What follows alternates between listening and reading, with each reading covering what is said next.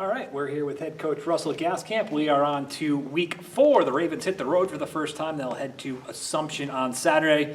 First, let's take a look back at last week against Pace. Coach, let's start with the positives rather. We'll get to the negatives in a second. Sure, yeah. But the positives, homecoming, great atmosphere, offense able to move the ball a little bit against a pretty good Pace team. So what were your impressions on the positive side?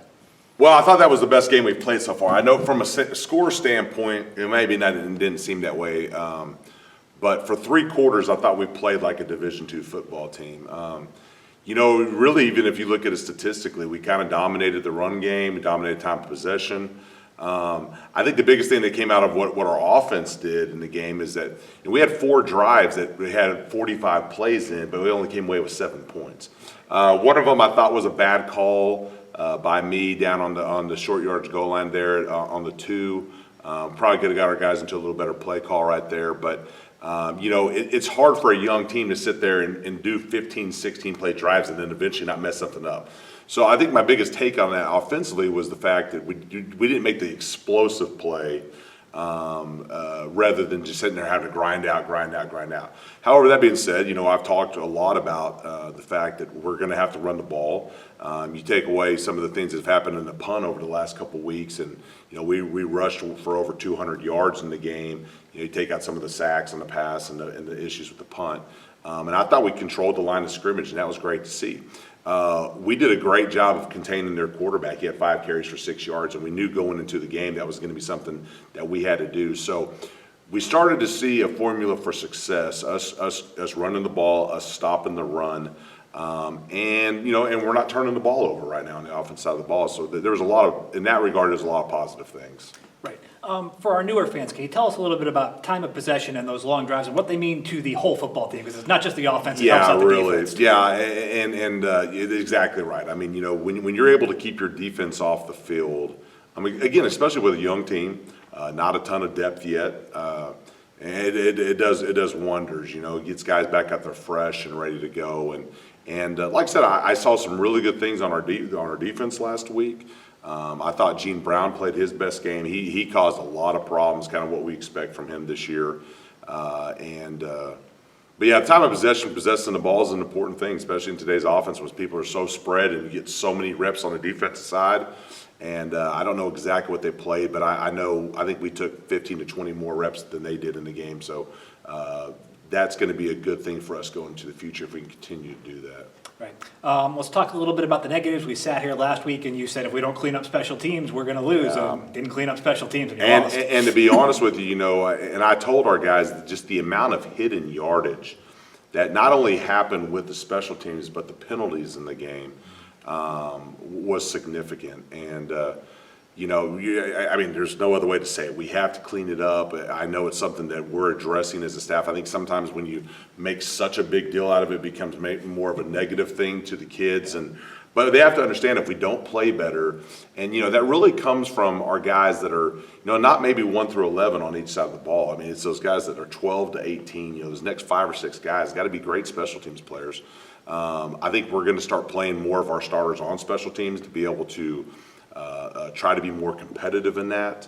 But if we're not getting snaps and holds and kicks, and we're not covering the way that we need to be covering on the kicks, it's putting our defense in such bad field position right now that it makes it tough. You're starting series on the 50-yard line, and it doesn't take that far to get in the scoring position. So, but we just got to continue to get better at it. We know what some of the issues are. We got to try to address it the best we can and continue to improve. So. All right, let's look ahead to week 4, hitting the road for the first time. Yeah. And first up, I want to ask you, how does the week change when you're on the road compared to a home game? Well, you got to get some of those things out of the way earlier in the week. You don't have some of the time here at home. We're very blessed that we play in a conference that most of them we can leave the day of the game. And we're going to be able to do that this year. But, everything's just got to be done a little bit earlier in the week. I love road games for our kids because, a lot of times, sometimes their parents can't get to a game up here, but they get able to see them on the road. So you have some of those distractions. I'm really looking forward to seeing our young guys come together on the road. Me personally, I always love those trips. That's really where relationships on a football team are built, is those bus rides. And so I'm looking forward to seeing how we react to that. And I'm excited. Our kids, the one thing our kids are playing hard and playing with a lot of energy right now, and you got to do that on the road. And so I think the biggest challenge for you when you do go on the road is when something bad happens, how do you react? And so, we're going to find out a lot about our team when that happens here over the next few weeks. So. All right, we'll talk about what we've learned along the way. That's right. It's a very good Assumption team on the Yeah. road this weekend. What do we know about the Greyhounds? Well, this is going to sound like a broken record, but they run the ball very efficiently. It's the best running team so far that we've seen. The one that wants to be the most downhill and the most physical. So we got a challenge for our defense to be able to do that. And then I think probably from a defensive line standpoint, some of the early film study we've done on them, they got a really good defensive line that plays physical. So I think this is going to be two teams that want to kind of try to do the same thing.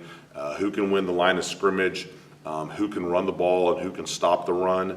I think it's going to be really important this week. And we got a heck of a challenge ahead of us. They're a good football team. So.